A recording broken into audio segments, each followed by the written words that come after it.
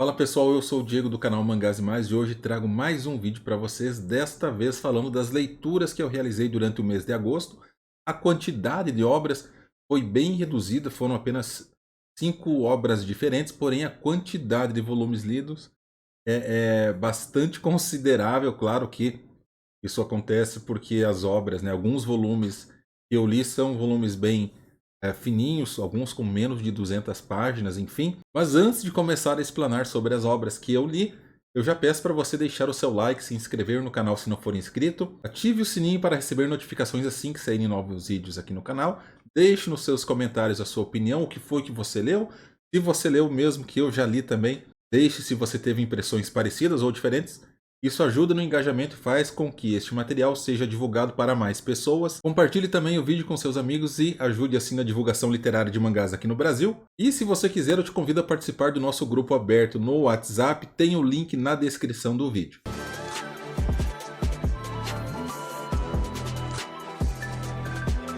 Bom, na quinta posição eu tenho aqui um mangá que tô na última posição, né, na quinta posição, mas não é porque eu não gostei dele. Todos os mangás que eu li, todas as obras que eu li durante esse mês, eu gostei, tirei bastante proveito. Algumas eu fiquei em dúvida se colocava, né, em qual posição seria mais adequada para ela. Por fim, em quinto lugar, eu deixo Kamen Rider Kuga. Eu li apenas o volume 2, lembrando que eu estou fazendo a leitura dos meus materiais mais antigos, né, de compras que eu realizei durante o ano de 2002 ainda, ou seja, são obras do ano passado que eu adquiri e ainda não fiz a leitura. Bom, obviamente aqui nós temos a continuação daquilo que ocorreu no volume 1, e nós descobrimos que as criaturas não identificadas que o Kuga combate, elas estão realizando esses assassinatos, né, de humanos como uma espécie de ritual, ou seja, esse ritual serve para um ranqueamento entre as próprias criaturas não identificadas. E é assim que eles nomeiam esses monstros. O Kuga até tenta entender, né, se comunicar, ter empatia pelos monstros, porém é da natureza deles, né, a morte de seres humanos. Então o Kuga finalmente percebe, né, ele compreende que aqueles seres precisam ser combatidos e se isso significar a eliminação deles, que assim seja. E o interessante também, né, outro ponto interessante no mangá é que me parece que o Agito, ou Agito, eu não sei direito a pronúncia desse Kamen Rider, ele faz uma pontinha aqui, talvez ele apareça mais nos próximos volumes. Isso é interessante porque o Agito ele é uma sequência, né, na televisão do que acontece em Kamen Rider Kuga, né, ele é o sucessor, porém como eu parei de acompanhar os live actions, né, os seriados desde o Black Kamen Rider, ou Kamen Rider Black RX, melhor dizendo, tudo que acontece aqui é novidade para mim, tá?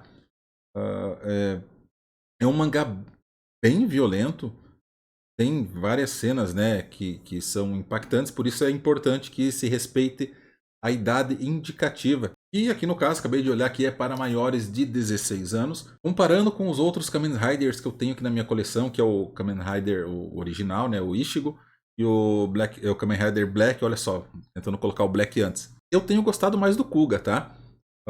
Os traços, claro, são diferentes, né, do mestre Shotaro Shinomori, afinal, quando o mangá começou a ser lançado, já havia falecido.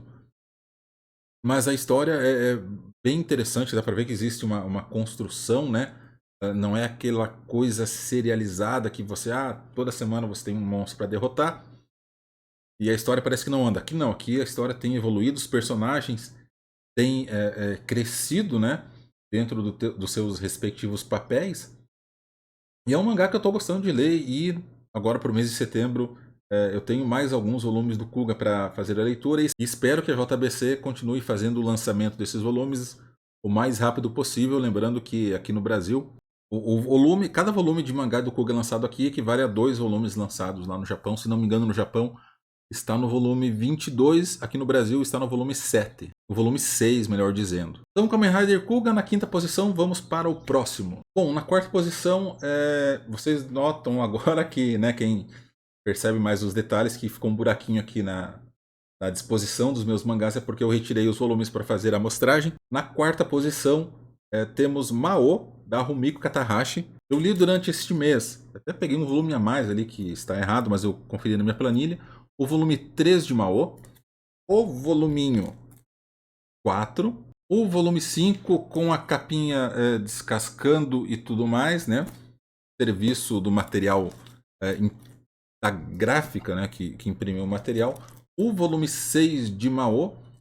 E por fim, também, o último voluminho de Mao que eu li neste mês foi o volume 7. Não é uma história ruim, a história é interessante, ela te prende, porém eu sinto que, de ponto negativo, ela avança e retrocede em muitos aspectos. Também tem talvez um pouco de drama adolescente, né, entre o Mao e a Nanoka que talvez fosse desnecessário. Mas como eu disse, a história ela te prende, né? Você tem toda uma trama envolvendo o Mao e a Nanoka, né? Ambos têm uma espécie de compartilhamento sanguíneo, já que ambos foram amaldiçoados pelo Byoki, que é um demônio gato ali dentro da história. E conforme os volumes vão passando e a história vai avançando, surgem novos personagens do passado do Mao, né? Ele tem mais de 900 anos de idade, ele foi meio que amaldiçoado. E originalmente ele seria um sacrifício dentro do clã Goku, né? É um clã, era um clã especializado em maldições. E quem, dentre os aprendizes sêniores, né, do Mao, desse clã que o eliminassem, ganharia o direito então de ser o portador, o guardião dos manuscritos mais importantes daquele clã, né? E dentro desses manuscritos, perdão, claro, existiam maldições especiais, específicas, né? E essa pessoa deteria o poder e seria então um novo mestre do clã Goku. Mas as coisas não saem como esperado, né? Existe um ataque que até então no volume 7 não foi solucionado, quem fez aquilo.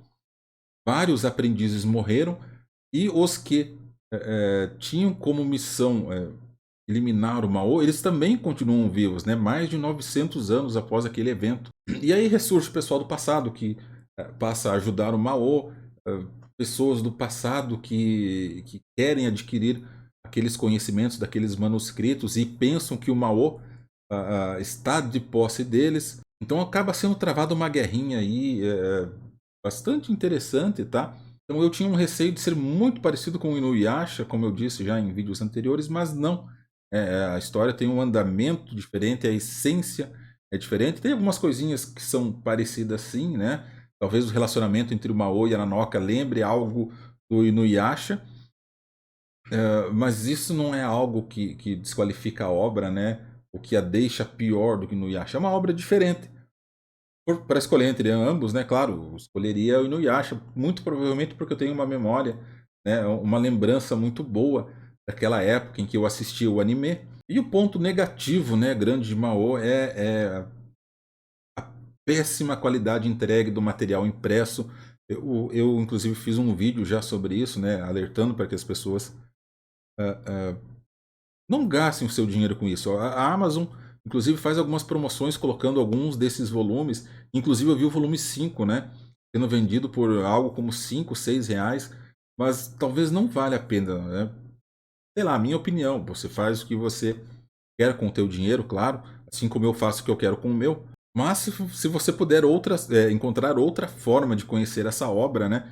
Que não seja um material impresso, eu aconselho que você faça isso. E bora pro próximo. Bom, e na terceira posição, nós temos uma obra que eu fiz um review recentemente aqui no canal, que é Rurouni Kenshin versão especial, versão do autor, obra completinha em 2 volumes. Você pode ver aqui que eles são volumes bem fininhos, né? Tá pegando um pouco de luminosidade, peço desculpas. O volume 1, bem mais do que se comparado ao volume 2. E foi muito legal reviver a história, ou parte da história de Rurouni Kenshin ou Samurai X, para os mais antigos que acompanhavam o anime, assim como eu. Porque é uma obra que ela não complementa a história pós Rurouni Kenshin, né? Não é uma continuação, é uma espécie de nova versão do autor, né, com relação ao início do mangá, né, o que levou o Kenshin Himura a se hospedar, a criar raízes, né, no dojo Camuya, agora confesso que acho que é Kamiya, né? Não é uma obra que faça falta para quem é colecionador e gosta de Samurai X, mas também não prejudica, tá? Inclusive, né, no volume 1, nós temos essa explicação que eu acabei de comentar, né, do porquê que o Rurouni Kenshin, né, o Kenshin Himura, decidiu parar de ser um andarilho e fixou raízes. Bom, eu não irei me alongar demais com relação a essa obra, porque tem o vídeo de review, se você for interessado é só conferir. É legal para nós revisitarmos os personagens, né, os traços são muito bons. Eu fiz uma comparação com as crônicas da Era Meiji, né? Do mesmo autor. Não tenho obra física, então, obviamente, eu utilizei outros meios para fazer essa comparação e eu prefiro os traços dessa versão especial. Isso é óbvio, né? O autor, o ilustrador, no caso, né? Que é a mesma pessoa, ele vai aperfeiçoando seus traços ao longo do tempo. Isso fica bastante nítido aqui. E a história também é muito interessante, então é um mangá também com preço mais em conta, né? Que eu recomendo quem quiser fazer a leitura. Na segunda posição, aqui sim, eu terei de mostrar os volumes, né, em blocos aqui, porque é bastante coisa. Nós temos os 7 primeiros volumes lançados de Overlord aqui no Brasil, uma publicação da JBC, e eu já vou falar, demonstrar por que eu estou dando uma certa ênfase, né, à JBC. E aqui, do volume 8 ao volume 14. Sim, eu li tudo isso durante o mês de agosto. Foi um mês bastante proveitoso, tive bastante tempo para realizar as minhas leituras, ainda bem. Claro, os volumes são menores, né? Tem menos de 200 páginas cada um deles. E eu nunca escondi de ninguém, principalmente de vocês, que eu gosto de ler um isekai, né? Talvez seja o meu subgênero de leitura, de literatura favorito. E essa história me pegou, cara. Eu gostei muito do jeito que ela é desenvolvida. Talvez o ponto principal que tenha causado um choque no início é que o protagonista da história é um morto-vivo, né? Não é muito habitual, então é uma forma de eles reinventarem, né? Ou criar algo novo dentro de um Isekai. Mas apesar de gostar do personagem, tem vezes que eu não concordo, né? Fico desgostoso com algumas atitudes que ele toma. Claro, tudo isso de certa forma justificado, né? Dentro daquilo que ele está vivenciando e dentro dos objetivos que ele pretende alcançar. Mas eu gostei tanto, tanto, tanto, eu estou pensando seriamente em adquirir as novels que estão sendo lançadas pela JBC. O problema é que nós ainda estamos na terceira novel, se eu não me engano, no Japão já são mais de 17. E eu estou chutando esse 17 porque realmente o número me fugiu da cabeça agora, essa informação. Mas o ponto negativo que me tira do sério é o descaso da JBC com o material impresso. Se não estou enganado, a partir do volume 6, 7, a qualidade diminui muito. Muito, a transparência aumenta. Eu não sou de reclamar de transparência, tá? Mas neste caso aqui atrapalhou a minha leitura. E os últimos volumes têm um problema de cola, tá? Tem aquele clec-clec bem incomodativo e também, né, gera um certo incômodo ao fazer a leitura do material. E infelizmente, pelo que eu tenho percebido, tem sido uma tendência da JBC, né? Está decaindo a qualidade. Era um ponto que a qualidade da JBC estava se tornando um diferencial em relação à principal concorrente dela, que é a Panini. Não sei porquê, talvez estejam cortando custos, aumentando o preço de capa do mangá e reduzindo os custos, né, da qualidade do material impresso. Enfim, talvez se não fosse por isso, provavelmente o Overlord estaria na primeira posição aqui. Mas a JBC estragou um pouquinho da experiência que eu tive na leitura. Gostei tanto que até eu fui atrás do anime, né, da animação, para acompanhar o que estava acontecendo lá. Tem algumas diferenças, né, entre o mangá e o anime, mas com certeza também, né, deve ter grandes diferenças com relação à novel, por isso que eu quero ler a novel. Alguns comentários que eu pude ler na internet dão conta de que na novel as coisas são ainda mais pesadas, digamos assim. E como eu não tenho o objetivo de dar spoilers aqui, né, vou comentar apenas de forma superficial a história. Gostei muito do arco dos Homens Lagartos, né? Muito interessante. E o incrível que me chama a atenção é que o Lord Momon, né, ou Lord Ains, dependendo da situação que ele está, se ele está como o líder, né, da catacumba de Nazarick, ou se ele está como um cavaleiro negro tentando ganhar fama e divulgar o nome, buscando, né, outros jogadores que porventura estejam presos nesse mundo. Afinal, a história começa com o Lord Momon, né, um jogador de RPG, o jogo chamado Yggdrasil, e ele fica né, até o último minuto, o último momento em que os servidores do jogo estarão ligados, porque o jogo será descontinuado em razão do declínio do número de jogadores. Porém, quando chega nesse momento, ele não é desconectado do servidor. E o que ele percebe é que os NPCs do jogo, eles aparentemente ganham vida. Então ele busca descobrir o que está acontecendo, né? Ele não consegue se deslogar desse mundo. E ele percebe que o mundo em volta mudou bastante, como se fosse um novo local, né? E que a fortaleza de Nazalik, ou melhor, a catacumba de Nazalik, tivesse sido transferida até lá. Depois, com o passar dos volumes, nós vamos tendo dicas, percepções, né? Talvez o que tenha passado aqui, o tempo lá fora da catacumba correu de uma forma diferente, né? Estariam algo como 200 anos depois do sumiço dos jogadores. E o que me chama a atenção, né? Eu estava, né, acabei fugindo um pouquinho do assunto, é que o Lord Momon, ou Momonga, ou Lord Enz ainda, ele é um jogador veterano, tem muita experiência, mas nem tudo sai como ele planeja.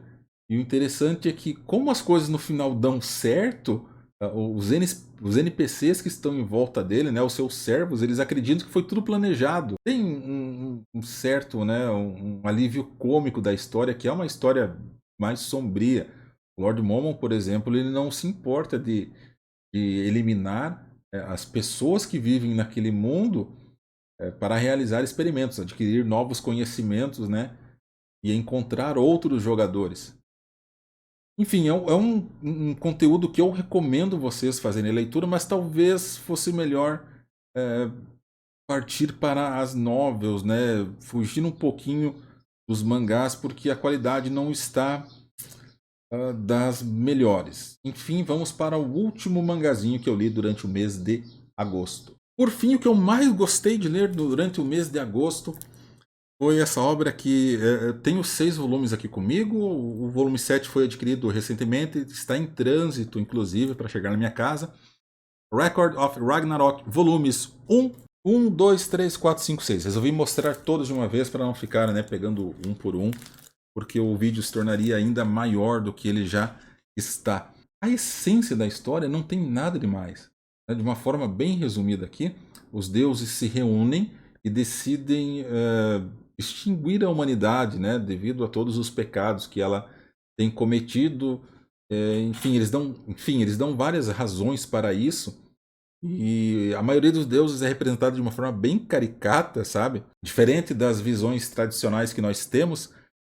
É um mangá que causou polêmica em alguns países, né, justamente devido a esse tipo de representação das divindades. E, né, voltando à história, para tentar evitar essa extinção da humanidade, uma valquíria, em conluio com as irmãs dela, é claro, né, a Brunilda, se não estou enganado, Brumilda, de certa forma ela desafia os deuses, né, invocando o tal de Ragnarok.